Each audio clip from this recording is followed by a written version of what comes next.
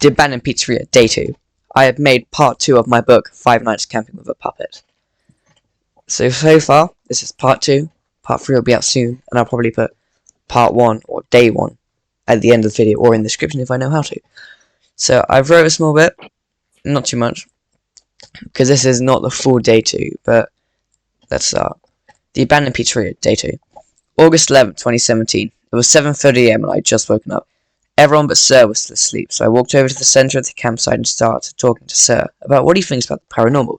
And he also thought it was quite interesting, but he said not to get mad on those things if you want a good career in the future, and that he knew from experience. I asked how do you know. He turned away, grabbed his coffee, and turned back around, and mentioned he also got in the paranormal business when he was young, and was interested in the disappearance of Freddy Fazbear's. He mentioned how him and his friends, when they were in their early 20s, snuck into the pizzeria after closing time, and decided to wander around with his friends to see how everything worked, because they were amazed by it, and was curious to see if anything that the news said about that was true about the dead child in 1983. Now, of course, this was a different restaurant, but they were still hoping to try to find something. A few hours after they decided to leave, the day after the bite of 87 happened.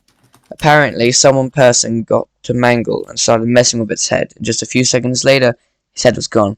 Or at least a large portion of it. I asked if he thought it was all real for him to reply with that him and his friends went into the game next night. They waited for the day shift guard to leave so they could sneak in through the broken window before the night shift guard got there. As they got in, they first went to Mangle, the animatronic that supposedly killed someone. As they inspected Mangle, they didn't notice anything odd about it until they turned it around and saw its face, dripping with blood, organs and parts of brains, all sorts. They were just in its mouth, dripping slowly. It was horrific. Apparently, Sarah and his friends wanted to leave the scene, but one of his friends decided to open his mouth to seal the organs. As they all left, they were getting out the window as they heard a large scream and the clamp of metal. They exited without looking back as they could hear many fast metal patters. They left the building but got caught by the night shift guard and were instantly questioned, them panicking with sweat dripping from their hair, forehead and just in general their entire body. As Sir was about to explain more, Alexis woke up and decided to join us after scaring me with my life with her pet tarantula. As Alexis sat down, Sir stared at me dead in the eyes and said, "I know what you want to do. Don't do it." I said, and back in his eyes, sweating, and nodded. Sir then proceeded to say she's way out your league. Me looking confused for a brief moment, I finally understood what he meant and just got a bit annoyed while my face turned red. Me thankfully knowing he doesn't know my intentions. Later, Mark and James had already awoken and sat down with us while Alexis made us all a cup of hot chocolate, but Sir some coffee because he looked absolutely exhausted. All I know is that I would be exploring that pizzeria one way or another. That is great. Thank you. That is the Abandoned Pizzeria, Day 2. Bit dodgy reading, mainly because I suck at reading. But yeah, so if you want to read this, just head over to my Whatpad. Can I just say something? Okay, so for the people watching, go follow GreggsLostNut, MuzzMania, and SirRosstifer on Whatpad. They all post regularly. Well, SirRosstifer and GreggsLostNut do. MuzzMania will be posting his book shortly, and so will IzzyAfton 8. All of these will be in the comments, but maybe subscribe to Sir.Rosstifer. Thank you.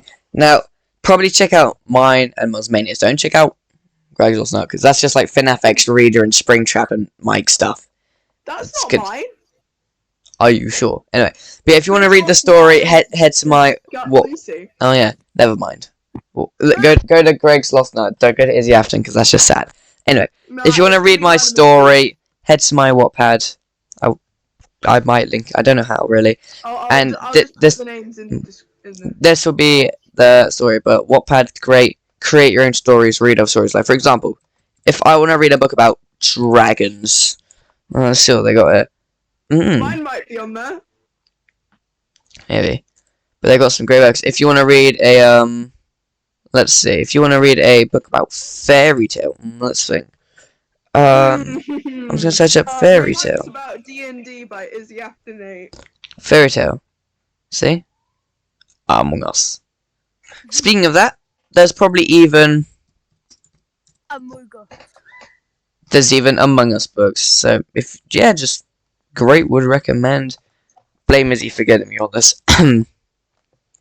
But yeah, whatever you do though, don't search up FNAF because for some reason the most liked FNAF things Oh, FNAF Bring X FNAF X readers. reader.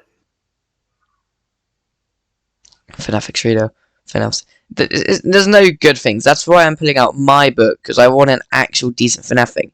Because it's all just FNAF X readers, FNAF memes. So I want an actual good FNAF book out there for people to read. So that's why I'm creating my one. Just one more thing from my part. Son X Child. I don't just write fanfic. We are not looking at that Monty thing down there. We are not. Anyway, yeah.